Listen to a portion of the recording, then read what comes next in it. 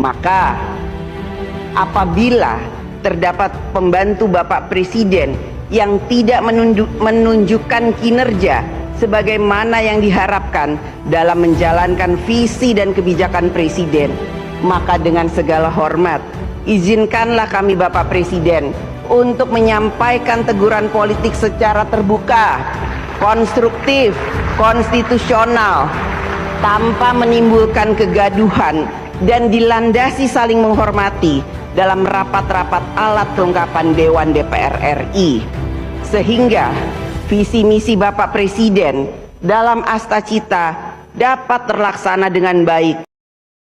Saya mohon izin pamit, mohon maaf jika ada yang salah dari saya selama ini. Teman-teman media, selamat sore. Hari ini kami mengantarkan surat pengunduran diri kepada Bapak Ketua DPRD Kota Surakarta, dan untuk selanjutnya agar diproses sesuai mekanisme yang ada. Gitu. Alasan pengunduran diri atau? Dan saya mohon doa dari teman-teman media semua, semoga semuanya dilancarkan. Saya juga terima kasih sekali lagi untuk teman-teman media. Terima kasih sudah ikut mengawal program-program pemerintah di 3 tahun terakhir ini. Terima kasih sudah menjadi teman yang baik untuk saya, memberitakan hal-hal yang positif tentang perkembangan, dan saya mohon izin pamit. Mohon maaf jika ada yang salah dari saya selama ini. Yang bertanda tangan di bawah ini, nama Gibran Rakabuming Raka mengajukan pengunduran diri Wakil Presiden terpilih dalam pemilihan umum tahun 2024. Demikian untuk dapat ditindaklanjuti sebagaimana mestinya. Atas perhatian dan kerjasamanya diucapkan terima kasih. Purnawirawan prajurit TNI yang sangat serius mengusulkan pemakzulan Gibran. Secara objektif harus kita akui, harus saya akui, Gibran memang layak dimakzulkan. Pertama, dari prosesnya memang tidak patut, kemudian kapasitas dan kapabilitas yang bersangkutan juga sangat tidak memadai, belum lagi kalau ditambah memang terkait dengan fufu-fafa, terkait dengan keraguan masyarakat terhadap ijazahnya. Gibran ini adalah termasuk nepo baby, lahir dari dinasti politik yang dibangun bapaknya. Saya kira memang layak Gibran ini dimakzulkan. Purnawirawan prajurit TNI yang sangat serius mengusulkan pemakzulan Gibran. Secara objektif harus kita akui, harus saya akui, Gibran memang layak dimakzulkan. Pertama, dari prosesnya memang tidak patut, kemudian kapasitas dan kapabilitas yang bersangkutan juga sangat tidak memadai, belum lagi kalau ditambah memang terkait dengan fufu-fafa, terkait dengan keraguan masyarakat terhadap ijazahnya. Gibran ini adalah termasuk nepo baby, lahir dari dinasti politik yang dibangun bapaknya. Saya kira memang layak Gibran ini dimakzulkan. Saya jelaskan 2025 ini sehingga bareng sama Pak Wali yang baru Pak atau gimana? Jadi soal target kita akan lihat sama-sama perkembangan pembahasan. Kalau lanjut lebih cepat, jadi kita tidak akan memaksakan kalau seandainya masih terjadi hal-hal yang belum bisa disepakati. Respon mungkin melihat sekarang situasi dengan Israel dan juga konflik di Timur Tengah, apalagi ada andil Amerika Serikat juga, ini adakah dorongan pada dari DPR untuk segera mengisi jabatan posisi dubes Amerika Serikat di Indonesia? Kami dapat informasi dari pemerintah bahwa beberapa pos penting itu orang yang sudah siap dan sudah siap juga dikirim ke DPR untuk dilakukan sesuai mekanisme yang ada di DPR. Berarti namanya sudah ditetapkan gitu ya? Namanya sudah di DPR, tapi sudah diinformasikan, tapi kita akan tunggu resminya nanti dari pemerintah. Ada beberapa mungkin pada yang dikirimkan namanya Saya belum tahu. Nanti kita lihat. Bang Deswo, kalau dari DPR kriteria yang khusus dubes AS ini seperti apa sih? Karena perannya sangat strategis.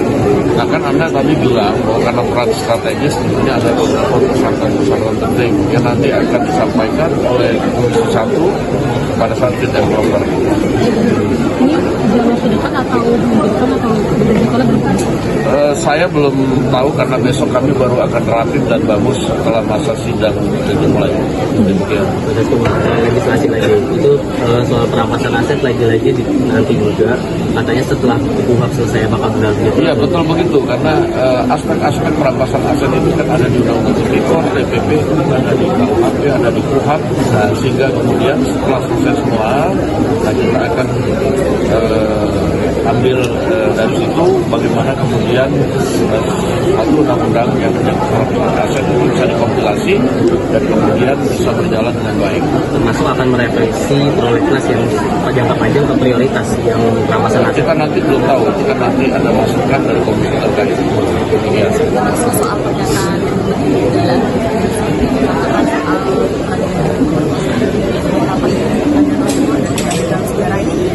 akan mendorong Komisi 10. Komisi terkait saya dengar akan meminta menteri yang bersangkutan memberikan keterangan DPR. Saya pikir itu bagus untuk mengkelirkan hal-hal yang kemudian menjadi gejolak bagi masyarakat. Sebenarnya ada catatan nggak sih Pak Dasko dari Saya rasa cukup ya. Oke.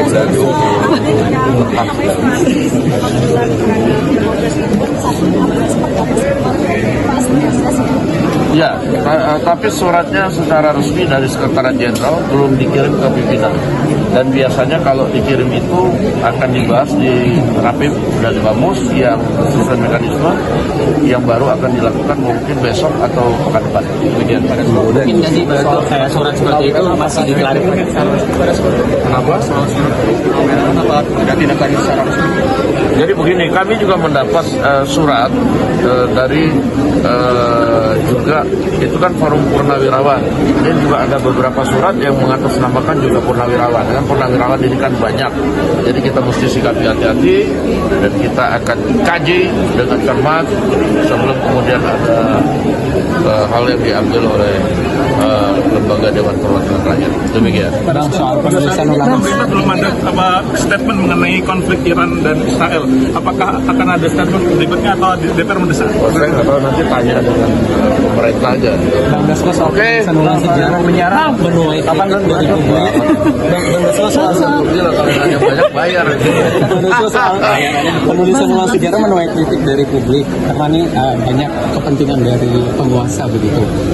Perspektifnya dari penguasa. Nah, begini, kita kan nggak tahu. Jangan kemudian menuduh sepihak ada kepentingan dari penguasa loh. Kan itu kan baru nanti akan didalami oleh Komisi 10.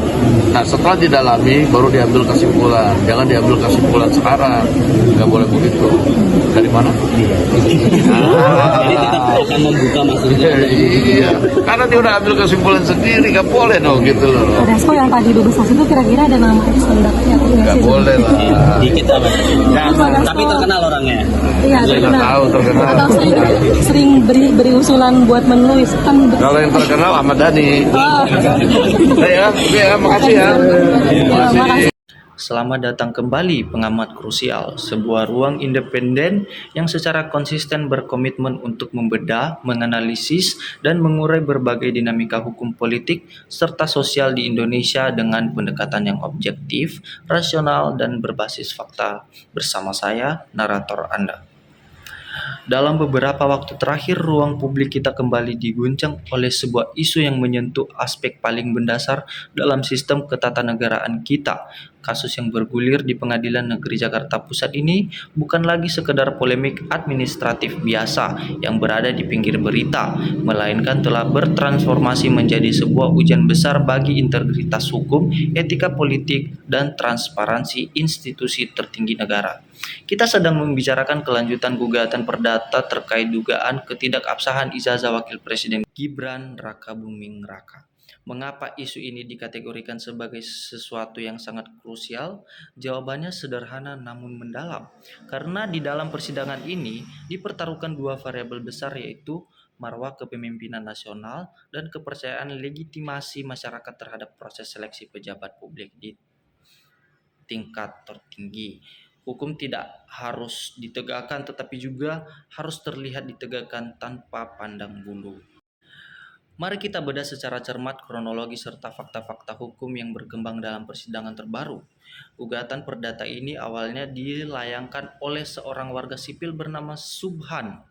Dalam tuntutannya atau petitumnya, penggugat menuntut pertanggungjawaban hukum yang sangat serius, termasuk tuntutan ganti rugi material dan imaterial yang fantastis, serta permohonan agar pengadilan menyatakan status keterpilihan tergugat tidak sah karena dianggap tidak memenuhi syarat formil kepesertaan pemilu masa lalu.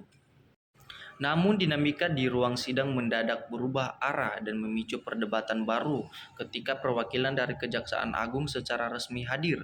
Kejaksaan Agung melalui Jaksa Pengacara Negeri atau JPN mengonfirmasi bahwa mereka telah menerima surat kuasa khusus dari pihak Wakil Presiden untuk memberikan pendampingan hukum penuh dalam proses persidangan berlangsung. Berdasarkan keterangan dari pusat penerangan hukum Kejaksaan Agung, langkah pendampingan ini diklaim telah memenuhi koridor hukum dan regulasi yang berlaku. Argumentasi normatif yang dibangun adalah karena surat gugatan tersebut diselamatkan langsung ke institusi Sekretariat Wakil Presiden. Oleh karena itu, secara ex officio atau demi jabatan, kejaksaan memiliki kewenangan konstitusional untuk bertindak sebagai kuasa hukum guna membela kepentingan kedudukan pejabat negara.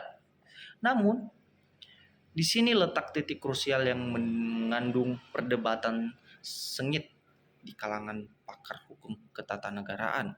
Pihak menggugat Subhan bersama tim hukumnya secara tegas melayangkan keberatan di hadapan majelis hakim. Dasar argumen keberatan mereka cukup masuk akal secara logika publik. Penggugat menyatakan bahwa objek yang mereka gugat sebenarnya adalah kualifikasi personal atau keabsahan riwayat pendidikan individu Gibran Rakabuming Raka jauh sebelum ia menjabat, bukan produk hukum atau kebijakan publik yang ia keluarkan setelah ia menduduki kursi wakil presiden. Disinilah muncul pernyataan etis dan hukum yang mendasar. Apakah tepat menggunakan fasilitas, anggaran, dan sumber daya hukum milik negara yaitu Jaksa Pengacara Negeri untuk membela urusan yang memiliki irisan persoalan yang sangat kuat? Publik mengkhawatirkan adanya potensi benturan kepentingan di mana instrumen negara yang seharusnya netral terkesan digunakan untuk menjadi benteng pertahanan individu penguasa. Melihat adanya interupsi yang fundamental mengenai keabsahan formil surat kuasa ini, majelis hakim yang diketuai oleh Budi Pratino mengambil keputusan taksik yang bijak. Persidangan terpaksa ditunda. Penundaan ini bertujuan untuk memberikan waktu yang cukup bagi majelis hakim untuk memeriksa, meneliti, dan memverifikasi secara mendalam keabsahan administratif serta legalitas dari penunjuk jaksa pengacara negara tersebut sebelum melangkah lebih jauh ke agenda pokok perkara. Sebagai pengamat krusial, kita dituntut untuk tidak melihat fenomena ini hanya dari permukaan kulitnya saja. Kita harus melihat implikasi jangka panjang yang dipertaruhkan di dalam ruang sidang tersebut. Pertama, kasus ini menguji komitmen negara terhadap as equality before the law atau kesetaraan yang mutlak terhadap hukum. Ketika seorang warga sipil biasa memberanikan diri terhadap dengan figur otoritas tertinggi di meja hijau, masyarakat akan menyoroti dengan sangat tajam apakah jalannya persidangan benar-benar berlangsung secara adil, independen, dan objektif, ataukah ada kesan bahwa kekuatan struktural negara sengaja dikerahkan untuk mempersempit ruang gerak pencari keadilan. Kedua, ada harga reputasi kepemimpinan nasional yang dipertaruhkan. Sebuah pemerintahan yang kuat dan stabil lahir dari rahim legitimasi yang bersih, transparan, dan tidak menyisakan keraguan hukum.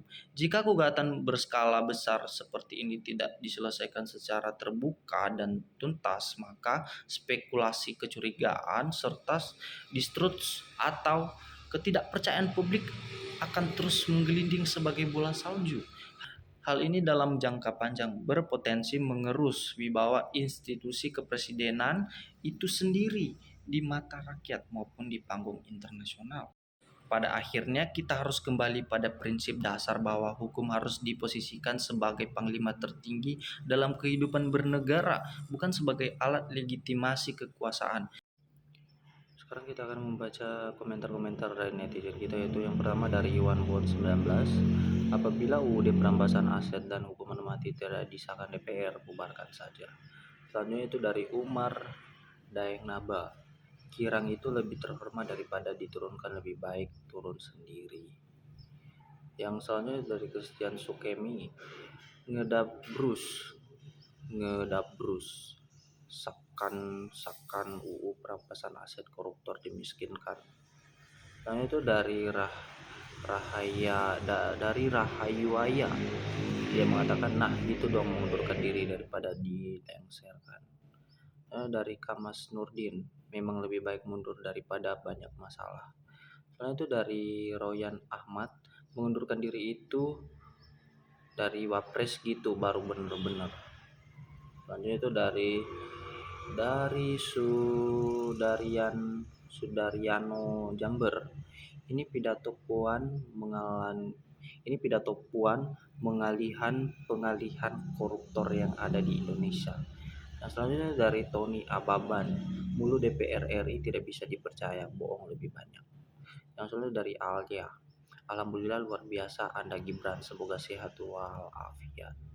Selanjutnya dari Swips, tinggal lagi kasus Sisa Joko, semoga diselesaikan. Yang selanjutnya itu dari Adol, berita yang dikonsumsi masyarakat harus yang benar ya, jangan membingungkan masyarakat. Yang selanjutnya dari Sujani, yang jelas-jelas saja, banyak sarjana yang cerdas dan amanah. Yang selanjutnya itu dari Pakir Suparman, DPR masih banyak kekurangannya, segera sahkan undang-undang perampasan aset, jangan ditunda-tunda lagi, jangan sibuk kerja yang lain. Dari Rikoanas, harus pakai hukuman mati yang koruptor supaya kapok biar tahu rasa. Selanjutnya dari Adi Setiawan, Mbak Puan Maharani, kami sebagai warga negara Indonesia sangat menghormati, itu sesuai dengan hati nurani masyarakat. Terima kasih. Selanjutnya itu dari Sutrisno, narkoba itu banyak salahnya, hukumannya wajib diberantas karena pola pikir yang berat buat stres. Selanjutnya itu dari Haryono di Praitno, alhamdulillah semoga dapat pengganti yang berbobot dan berkualitas. Yang selanjutnya itu dari Rai Fatra, lebih cepat lebih baik mundur saja sebelum rakyat Indonesia bertindak. Yang selanjutnya itu dari Infinity Note, seorang pemimpin bangsa harus berlayakan dan berkemampuan, jika tidak lebih baik undurkan diri dari jabatannya sebagai pemimpin. Yang selanjutnya yaitu dari Bambang di Prasetyo. Alhamdulillah jika benar-benar memundurkan berarti masih punya pikiran, masih ada yang lebih layak. Selanjutnya itu dari Jusmawati, anak ingusan mau pimpin negara, tidak jelas pendidikannya, proses menjadi wapres pun bermasalah, baiknya mundur saja. Selanjutnya dari Nohadi, sebaiknya memang begitu kalau memang merasa tidak mampu mengemban amanah sebagai wapres. Selanjutnya itu dari Imam Maru, alhamdulillah ikut senang mendengarnya. Yang selanjutnya dari Erna, semoga Allah membalas semua perbuatan orang-orang yang menjadi biang kerok kehancuran negara ini. Semoga Allah membalas semua perbuatan orang-orang yang terlibat di dalamnya, insya Allah. Dari Ocean, sungguh jangan sampai mengecewakan rakyat DPR RI. Semoga negara memproses tidak terlalu lama. Yang selanjutnya itu dari Musa Farira Bienaulia, kalau benar mundur ya, disud. Yang selanjutnya itu dari TV Martin, Bacot, undang-undang rampas aset yang ditunggu rakyat, bukan bacot-bacot lain. Tikus-tikus harus segera dihukum mati. Lebih baik dari Tubagusfa, lebih baik kalau ia mengundurkan diri. Selanjutnya dari Alia Dwi, rakyat sangat mendukung jika wapres mengundurkan diri. Selanjutnya dari Zainimo Zainimo. Alhamdulillah itu sangat terhormat. Semoga dengan mundurnya Gibran akan mendapatkan wakil presiden yang lebih layak dan lebih baik negara ini ke depannya. Sampai acungi jempol buat Mas Gibran. Selanjutnya dari Talita, betul mengundurkan diri banyak yang muak, tapi harus ikhlas lahir batin. Selanjutnya dari Upik, Assalamualaikum warahmatullahi wabarakatuh. Wahai saudara kami semua di seluruh negeri ini, tolong untuk masa depan harus tahu pendidikan siapa yang mau jadi pemimpin negeri, dilihat dulu babat bibit bubut keluarga dan pendidikannya. Selanjutnya itu dari Yopi Mbua 5. Kalau memang benar Pak Wapres mengundurkan diri, maka lebih bijaksana undang-undang perampasan aset harus disahkan oleh DPR RI, tidak boleh ditunda-tunda. Selanjutnya itu dari